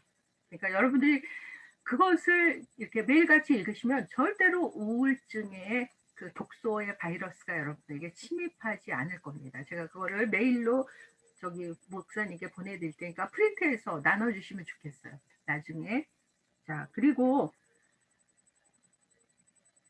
이제 그 자신 안에 잘못된 죄책감, 이런 너무 자기 자학적이고 이런 태도를 좀 지양하고, 그리고 이제 이 노년기에 필요한 게 좀 더 용서와 화해의 연습이에요. 그러니까 아까 그 분노가 우리의 우울증을 유발하기 때문에 이 자기 안에 내재화 되어 있는, 내가 인식하지 못하는 분노까지도 있을 수 있어요. 그러니까 좀 더 적극적인 용서와 화해의 삶을 우리가 이제 실천해 가는 거죠. 그래서 그 분노의 독소 에너지가 나를 좌지우지하지 않도록, 그리고 좀 더 이제 그 유모적인, 그러니까 유모의 삶을 좀 우리가, 그러니까 이 크리스찬들 보면 너무 좀 시크한 경향이 있어요. 근데 어떤 면에서 시크한 것도 좋지만은 예수님이 굉장히 해학적이고 유머가 있는 분이셨거든요. 그러니까 이제 좀 더 우리가 기독교 신앙은 이렇게 양면성이 있잖아요. 그러니까 굉장히 우리 신앙은, 그러니까 그 포지티바, 그러니까 아주 긍정적인 면도 있고 네가티바, 그러니까 그 라틴어로, 그러니까 그게 함께 있는 거예요. 긍정적인 것과 이제 부정적인. 그래서 좀 더 이제 나이가 들수록 이 포지티바한, 그러니까 그 라틴어로 아주 밝고 긍정적인 면을 개발하라는 거예요. 그래서 좀 시크해지기보다는 좀 더 유머스러워지고 좀 놀이, 이런, 그래서 댄스 이런 거 여러분 놀이 이런 것들을 이제 노년기에, 그러니까 소꿉놀이를 많이 하시라는 거예요. 이렇게 그래서 교회 안에서 뭐 모여서 자연 계절의 말 걸기, 저희도 어제 어느 분들하고 성교사님 몇 분이 오셔갖고 같이 정원도 만들고 자연에서 이렇게 같이 담소하고 코이노니아를 나눴는데 이분들이 너무 행복해 하시는 거야. 막 그 흙놀이를 막 했거든요. 그리고 같이 동료도 부르고, 그러니까 그 성교사님들이 너무 좋아하시더라고요. 근데 이 노년이 될수록 우리가 이제 그런 소꿉놀이 같은 인생. 그래서 그 제가 이 코로나 전에 그 댄스 춤을 배웠어요. 근데 그 댄스가 뭐냐면 이 서클 댄스라는 게 있어요. 이렇게 서클로 추는 춤인데 이 서클 댄스가 굉장히 아주 그 영성적인 춤이에요. 연대와 또 하나로 이어지는. 그래서 그 여러분 유튜브에 보면 서클 댄스 좋은 게 많습니다. 음악도 클래식 음악하고 같이. 그러니까 감정도 이완되어지고 기도와 묵상도 이어지면서 그 서클 댄스. 그러니까 특별히 그 캐논 음악에 맞춰서 춤을 추면 굉장히 릴렉스가 되어져요. 그래서 그게 이제 같이 이렇게 그러니까 이 유럽이나 이스라엘 보니까 거의 노인들이 서클 댄스를 해요. 왜냐면 이게 과격하지 않는. 그러니까 옛날에 포크 댄스보다도 좀 더 뭐랄까요? 좀 더 조용하면서도 더 이렇게 연대적이고 좋거든요. 그래서 한번 교회 안에서 그런 서클 댄스 같은 것도 좋고, 그 다음에 뭐 노래하기, 그러니까 그 옛날 동요 같은 거 얼마나 좋습니까?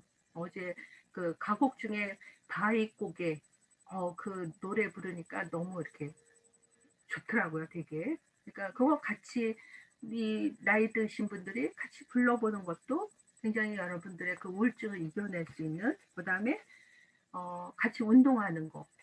그러니까 이제 경쟁을 목적으로 하는 것이 아니라 이제 게이트볼 같은 것들이 이제 같이 공동으로 하면서 하는 노년기에 굉장히 좋은 게임이잖아요. 그다음에 이 가드닝, 이 그러니까 나이 들수록 여러분들이 좋은 제가 그 취미를 하나 여러분들에게 추천해 드리는데 가드닝을 한번 해보세요. 정원 가꾸기. 그러니까 뭐 텃밭이든 그러니까 뭐 아파트 안에서도 가능하거든요. 그러니까 요즘은 수직 가든도 있고요. 또 이 벽에다가 하는 그래서 이 도시의 녹화뿐만 아니라 열섬화를 방지할 수 있게끔 굉장히 다양한 이 가든 정원들이 지금 이렇게 지금 세계적으로 활성화되고 있어요. 근데 이게 굉장히 유쾌한 놀이인 것 같아요. 어떤 창조의 영성도 만끽할 수 있고 또 여러분들이 릴렉스도 될 수 있고 여러분들의 건강한 먹거리도 가져올 수 있고 또 교인들과 함께 그래서 어제 제가 광명시에 사는데 저희 옆쪽에 그러니까 한 8가정이 이렇게 큰 땅을 빌려갖고 그 주말 텃밭을 하시더라고요. 근데 젊은 부부들이에요. 근데 어제 오셔서 이제 막 이렇게 비닐 멀칭을 하는데 차가 한 8대인가 이렇게 오셔서 하는데 굉장히 이렇게 옆에서 보니까 굉장히 저분들이 건강하게 그 보내고 있다라는 생각이 들더라고요. 그래서 한번 여기 신앙교회 같은 경우에는 있잖아요. 그래서 땅도 넓으시고 여러분 그 주변 산도 얼마나 좋습니까? 그러니까 그 주변을 한번 멋진 가드닝을 한번 만들어 보시는 거죠. 함께 테마 꽃밭도 만들어 보고 그러면 노년기에 너무 좋은 여러분 그 교회 주변에 정말 뭐 허브도 심을 수도 있고 여러 가지 그러한 작물들도 심어서 이 노년기에 심심치 않게 여러분들이 좀 더 자연 친화적인 삶을 살 수가 있죠. 그다음에 이 우울증을 이길 수 있는 또 하나의 좋은 것이 무엇인가 하면 이 비타민 B하고 C, 미네랄이 이 면역 체계를 증강시킨대요. 그래서 비타민 C를 많이 먹을수록 우울증을 이길 수 있다고 그 이황재 박사님이 얘기를 하거든요. 의사시니까 정말 확실한 얘기겠죠. 그러니까 여러분들이 한번 노령기가 될수록 좀 비타민 B는 이제 햇빛을 많이 쐬면 우울증이 안 걸려요, 정말. 그러니까 그 일 많이 하시는 분들은 우울해할 겨를이 없어요. 흙에서 그냥 밭에서 일하는 분들은 막 심각하게 이렇게 하지 않잖아요. 뭔가 몸은 피곤해도 이게 우울하지 않은 것처럼 비타민 B 그러니까 B1 이런 것들 그다음에 C를 많이 공급할 여러분들이 드시고 그다음에 좀 더 그러니까 이제 부정적인 생각 이런 내 기저에 깔려 있는 신념들을 바꿔가는 거죠. 잘못된 신념들 이런 것들을 그다음에 이제 유산소 운동이라든가 가벼운 산책 이런 것들이 이제 엔돌핀을 형성시키기 때문에 결국 그것이 이제 항우울성 적이잖아요. 좋은 그 호르몬이기 때문에 이제 그런 산책 또 유산소 운동 이런 것들이 여러분들의 이제 이 노년기의 우울증을 이겨갈 수가 있습니다. 그리고 좀 더 이제 하나님의 임재를 내 삶 속에서 누릴 수 있는 그런 방법들, 그런 훈련들, 이런 영적인 엑서사이즈가 필요하죠. 그래서 하루에 3번 정도 잠시 멈춰서서, 그러니까 그 옛날 수도원에서 삼종, 그러니까 3번의 그 기도를 드리잖아요. 그러니까 이것이 무슨 의미인가 하면 모든 시간은 다 하나님의 것입니다. 하나님께 드립니다. 그래서 그 중에 3번, 3때를 구별해서 이제 그 기도를 올려드리는 시간인 것처럼 여러분들이 여러분들의 가정에서 뭐 일터에서 뭐 잠시 뭐 5분, 10분 그 시간들을 이렇게 떼어 놓으셔서 한번 그런 연습을 해보는 거죠. 그러니까 그 아침 기도, 점심 기도, 그다음에 석양의 기도. 그래서 그때 간단하게 이제 묵상을 위한 노래 같은 거. 우리 지금 줌 때문에 뭐 떼지송 이런 거 하나도 배우지도 못했는데 여러분 그 악보는 제가 나눠드렸습니다. 그래서 한번 그 기도를 돕는 음악이에요. 그래서 그것을 여러분들이 한두 곡 계속 부르시면서 시편 이렇게 하나씩 선택해서 시편 읽고 그다음 복음서 한 편 읽고 그리고 그 구절을 오늘 나에게 하나님이 무엇을 말씀하시는가 잠시 내 마음에 되새기면서 그리고 여러분들의 올려드리는 기도 바치고 그러면 여러분 그 하루가 굉장히 균형이 잡혀져요. 아침, 점심, 저녁. 그러니까 이게 하루, 1년 계속 지속될 때 여러분들은 60대, 70대, 80대가 돼도 이 영적인 근력이 생겨지기 때문에 벌써 남들하고 삶이 달라지는 거예요. 노년기의 삶이 확실히 이게 중심을 잡아주죠. 기도와 이런 건강한 삶이 함께. 그러니까 이제 이런 연습을 우리가 좀 해야 할 필요가 있다라는 거죠. 그래서 좀 더 우리의 삶을 활기차게 건강하게 그래서 이 나이 들수록 이 경이 원더 그러니까 경이로움이잖아 원더의 경험이 필요해요. 이게 아주 우울증을 확 날려버릴 수 있는 게 원더의 경험이에요. 근데 그 원더의 경험은 C.S. 루이스가 얘기하기를 이게 이제 그 오리지널 컨버전 그러니까 그 원초적 회심이라고 얘기하거든요. 참 의미 있는 얘기를 했어요. C.S. 루이스가. 그러니까 원더의 경험이 많을수록 우리가 이제 이 노년기에 건강해지는데 그 원더, 경이로움의 경험을 어떻게 하는가 하면 하나님의 창조 세계 속에서. 그러니까 해가 뜨는 일출, 일몰 이런 거를 볼 때 경이로움이 생기잖아요. 꽃 한 송이, 벌레 하나 여기에서 그 경이로움 그럼 여러분 정말 이 원더의 경험이 깊어질수록 여러분 어떤 세상적인 우울한 감정이 나를 공격해도 우리가 건재해요.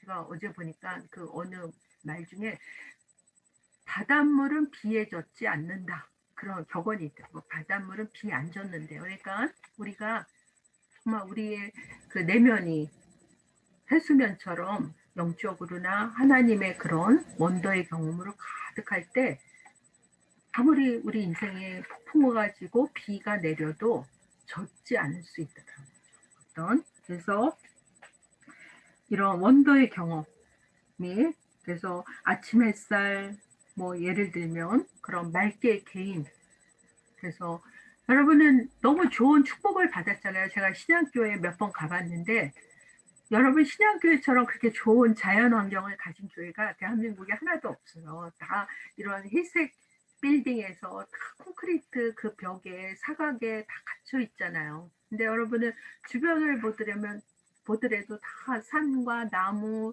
흙으로 둘러싸인 너무 축복받은 교회인데 얼마든지 여러분들이 그런 여러분 안에 그런 좋은 그 희망의 그 기운을 모아서 정말 하나님의 그 텃밭을 얼마든지 만들 수 있다라는 거죠. 노년기에 얼마나 행복하겠어요. 같이 정말 여기 김재복 장로님, 이유정 집사님, 최혜경 집사님, 다 우리 박진주 집사님 다 농부가 돼서 같이 정원사가 되는 거죠. 같이.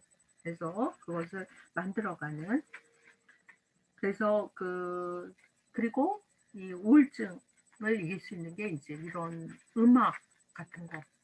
그래서 이 뮤직 테라피 이런 것들이 굉장히 우리에게 좋은 저기가 되니까 여러분들이 같이 그러니까 노년이 될수록 한번 악기 하나 연주할 정도로 배워두는 것도 좋은 것 같아요.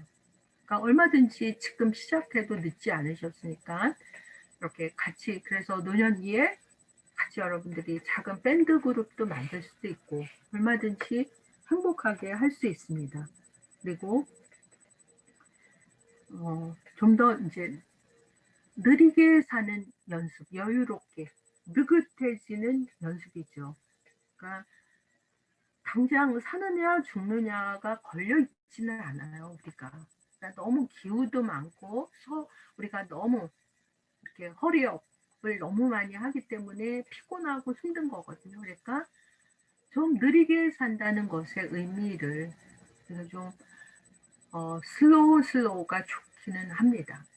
조금 내려놓고 이게 이제 여러분 노년기에 이제 삶의 연습이죠.